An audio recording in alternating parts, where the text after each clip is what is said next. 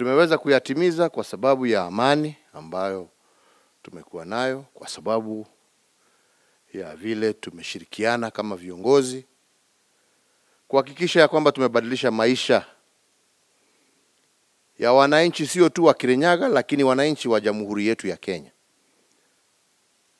Na hayo yawezekana tu watu wakiwa pamoja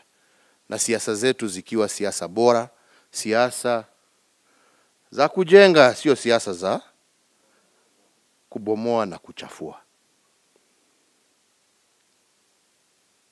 Na ni mengi pia ambaye yataendelea kutendeka hata tukienda huko mbele, kwa sababu hatuwezi kusema ya kwamba tumetimiza yote. Tumesikia hapo mkitaja pia ya kwamba bado tuko na haja ya kujenga uwanja wa ndege, bado tunataka kuendelea kuhimiza mambo yetu ya kilimo, kuhakikisha pia mapato ya ukulima yaweze kuendelea kupanda. Mimi sina shaka ya kwamba tukisonga mbele hata mwaka ujao, mimi natarajia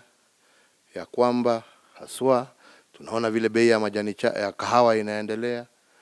na mimi sina shaka mwaka ujao wakulima wetu wa majani chai haswa tena watakuwa wanasherehekea bei ambayo hawajawahi kuiona kutoka wakati tulianza kupanda majani chai katika taifa letu la Kenya. Na hayo yafanyikana ama yatendeka kwa sababu ya kazi, sio kwa sababu